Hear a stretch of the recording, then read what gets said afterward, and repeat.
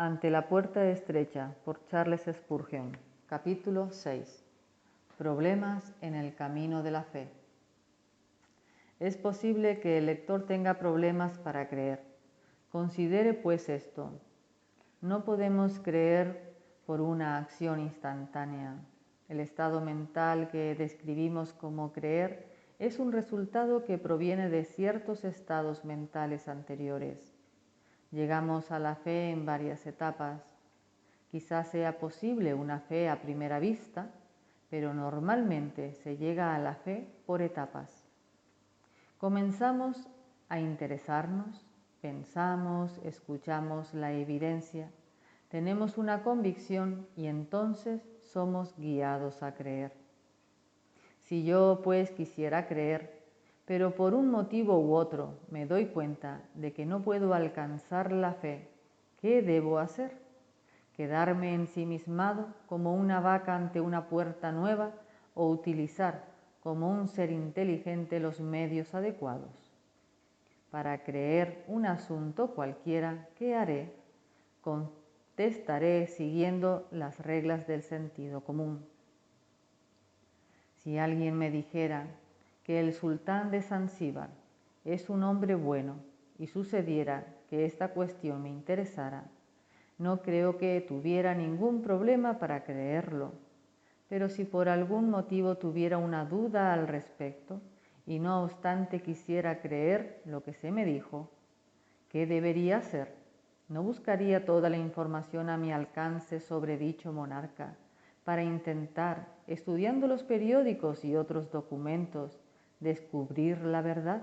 Mejor aún, si precisamente se hallara visitando mi país y yo pudiera reunirme con él, y si además pudiera hablar con miembros de su corte y con ciudadanos de su país, esas fuentes de información me serían de gran ayuda para llegar a una conclusión. Sopesar la evidencia y obtener conocimiento conducen a la fe. Es cierto que la fe en Jesús es un don de Dios, pero Dios normalmente lo otorga según las leyes de la mente. Por eso se nos dice que la fe es por el oír y el oír por la palabra de Dios. Romanos 10:17. Si quieres creer en Jesús, oye hablar de Él, lee acerca de Él, piensa en Él, aprende cosas sobre Él y así descubrirás que la fe brota en tu corazón como el trigo que nace al actuar el agua y el calor sobre la semilla que se había plantado. Si yo quisiera tener fe en un médico, pediría testimonios de pacientes curados. Querría ver los diplomas que acreditan su conocimiento de la profesión y también me gustaría escuchar su opinión sobre casos de cierta complejidad. Es decir, utilizaría medios para saber y así poder creer. Presta tu oído a todo lo que se refiera a Jesús. Cientos de almas llegan a la fe en Jesús bajo un ministerio que le anuncia de forma clara y constante. Pocos son los que permanecen en su incredulidad al escuchar a un predicador cuyo tema principal es Cristo crucificado. No escuches a ningún otro tipo de predicador, que los hay. Me han hablado de uno que encontró en la Biblia del púlpito un papel en el que ponía: Señor, quisiéramos ver a Jesús. Juan 12:21. Ve al lugar de adoración a ver a Jesús.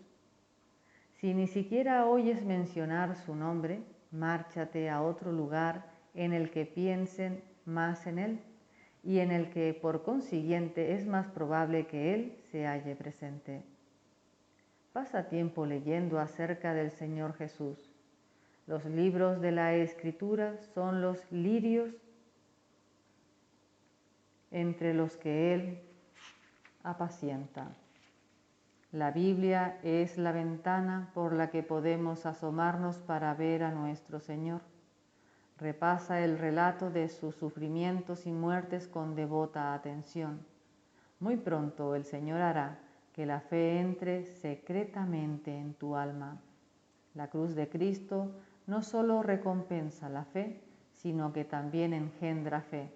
Muchos creyentes pueden afirmar: cuando te veo herido y afligido, en la cruz maldita agonizando, pronto encuentro que mi corazón está creyendo que es por mí por quien sufriste tanto. Si oír y leer no son suficientes, ponte seriamente a pensar en este asunto, replantéatelo y resuélvelo. O bien cree, o bien conoce la razón por qué no crees. Examina el asunto utilizando al máximo tu capacidad y ora a Dios pidiéndole que te ayude a hacer una investigación completa y a tomar una decisión sincera, sea cual sea el resultado.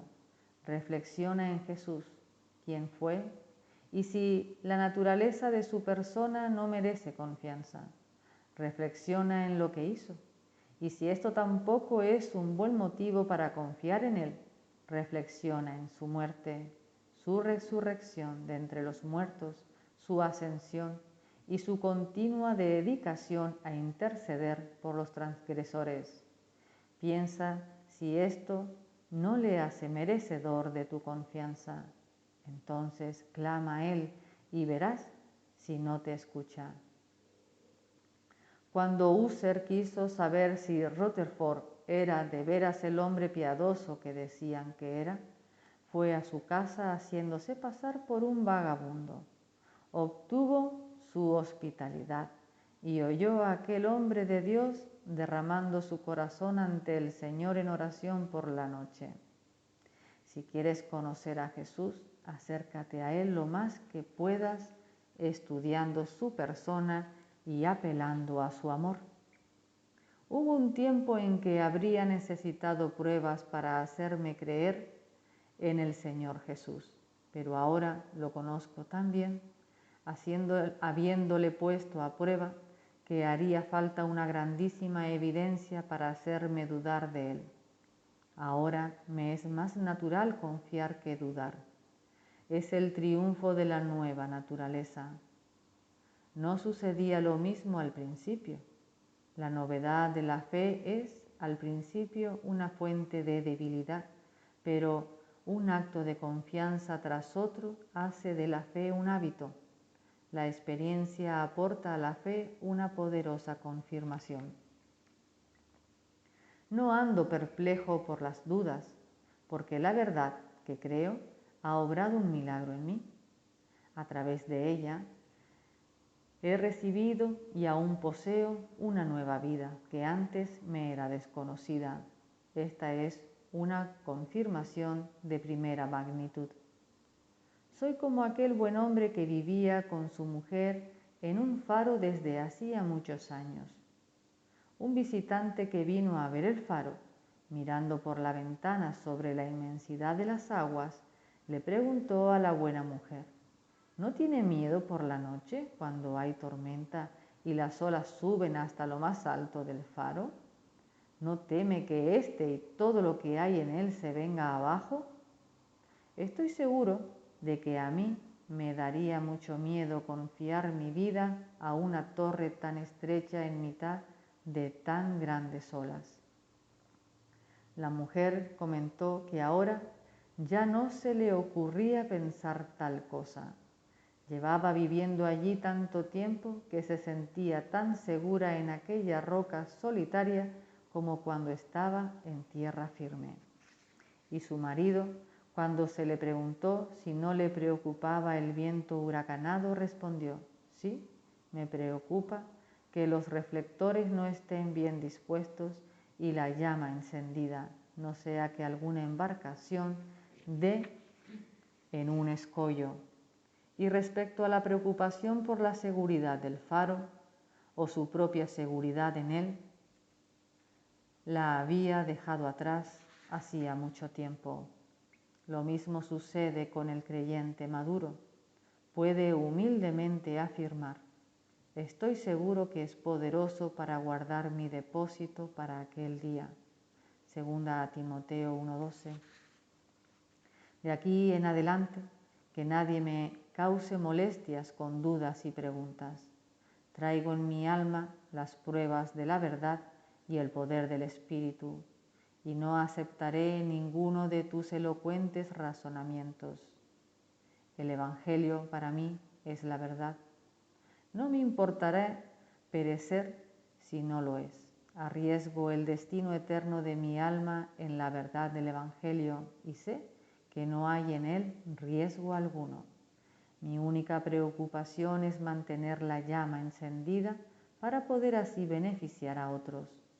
Solo necesito que el Señor me dé suficiente aceite para que mi lámpara no se apague y de ese modo proyectar un rayo de luz en el oscuro y peligroso mar de la vida, y con eso estaré satisfecho. Ahora pues, tú que andas buscando intranquilo, si tu pastor y muchas otras personas en quienes confías han hallado una paz y un descanso perfectos en el Evangelio, ¿por qué no habrías de hallarlo tú también? ¿Se ha acortado el Espíritu del Señor? ¿No hacen sus palabras bien al que camina rectamente? Miqueas 2:7. ¿No probarás tú también su poder salvador? Perfectamente verdadero es el Evangelio, pues Dios es su autor. Créelo, perfectamente poderoso es el Salvador, pues es el Hijo de Dios. Confía en Él.